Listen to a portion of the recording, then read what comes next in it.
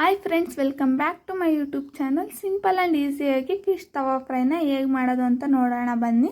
ಒಂದು ಬೌಲ್ ತಗೊಂಡಿದ್ದೀನಿ. ಅರ್ಧ ಚಮಚದಷ್ಟು ಕೊರಿಯಂಡರ್ ಪೌಡರ್, 1/4 ಚಮಚದಷ್ಟು ಖಾರದ ಪುಡಿ, ಅರ್ಧ ಚಮಚದಷ್ಟು ಶುಂಠಿ ಬೆಳ್ಳುಳ್ಳಿ ಪೇಸ್ಟ್, ಚಿಟಿಕೆಯಷ್ಟು ಟರ್ಮರಿಕ್ ಪೌಡರ್ ಹಾಕ್ಕೊಳ್ತಾ ಇದ್ದೀನಿ. ನಾನು ಆಚಿದು ಫಿಶ್ ಫ್ರೈ ಮಸಾಲ ತೊಗೊಂಬಂದಿದ್ದೆ ರೆಡಿದು.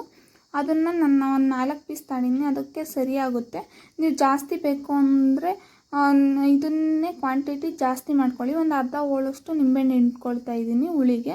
ನಿಮಗೆ ಹುಳಿ ಎಷ್ಟು ಬೇಕೋ ಅಷ್ಟು ನಿಂಬೆಹಣ್ಣು ಹಿಂಡ್ಕೊಳ್ಳಿ. ನೀರು ಹಾಕ್ಕೊಳ್ತಾ ಇದ್ದೀನಿ. ಪೂರ್ತಿ ಜಾಸ್ತಿ ನೀರು ಹಾಕ್ಕೊಂಡ್ರೆ ತೆಳ್ಳಗಾದರೆ ಮಸಾಲೆ ಎಲ್ಲ ತವಾಗಿಳಿಯುತ್ತೆ. ಆದ್ದರಿಂದ ಗಟ್ಟಿ ಕಲಿಸ್ಕೊಳ್ಳಿ. ಈ ಥರ ನಾನು ಇವದಕ್ಕಿದ್ರೆ ಸರಿಯಾಗುತ್ತೆ. 4 ಪೀಸ್ ಇದೆಯಲ್ವ, ಅದಕ್ಕೆಲ್ಲ ಫಿಲ್ ಮಾಡ್ಕೊಳ್ತೀನಿ. ಫ್ರಂಟು ಮತ್ತು ಬ್ಯಾಕು ಸೈಡ್ಸಲ್ಲೆಲ್ಲ ಫಿಲ್ ಮಾಡ್ಕೊಳ್ಳಿ. ಒಳಗಡೆ ಎಲ್ಲ ತುಂಬ್ಕೊಳ್ಳಿ.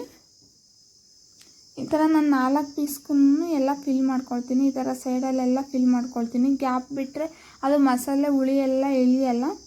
ಎಲ್ಲನೂ ಗ್ಯಾಪ್ ಇಲ್ದೇ ಫಿಲ್ ಮಾಡ್ಕೊಳ್ಳಿ.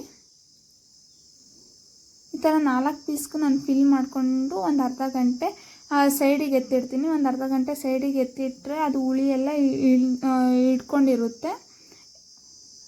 ಈ ಥರ ತವಾ ಕಾಯ್ಲಿಕ್ಕೆ ಇಟ್ಕೊಂಡು ತವದ ಮೇಲೆ ಒಂದೊಂದೇ ಹಾಕ್ಕೊಳ್ತೀನಿ ಪೀಸು. ಇವಾಗ ಸದ್ಯಕ್ಕೆ ಆ ತವದ ಮೇಲೆ 2 ಆಗುತ್ತೆ. 2 ಹಾಕ್ಕೊಂಡು ಸ್ವಲ್ಪ 1 ಸ್ಪೂನಷ್ಟು ಎಣ್ಣೆ ಜಾಸ್ತಿ ಇದ್ದರೆ ಚೆನ್ನಾಗಿ ಫಿಶ್ಶು ಫ್ರೈ ಆಗುತ್ತೆ.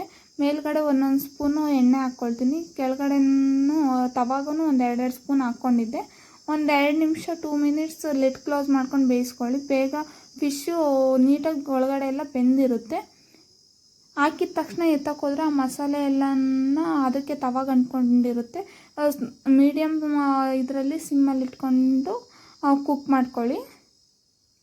ಇದೇ ಥರ 4 ಪೀಸ್ನ ನಾನು ಬೇಯಿಸ್ಕೊಂಡೆ. ಇದೇ ಥರ ಸಿಂಪಲ್ ಆ್ಯಂಡ್ ಈಸಿ ರೆಸಿಪಿಗಳಿಗೆ ನನ್ನ ಪೇಜ್ನ ಫಾಲೋ ಮಾಡಿ. ಅದೇ ಥರ ಮುಂದೆ ಲಾಗ್ಸು ಮಾಡಬೇಕು ಅಂದ್ಕೊಂಡಿದ್ದೀನಿ. ಪ್ಲೀಸ್ ಸಪೋರ್ಟ್ ಮಾಡಿ. Thank you.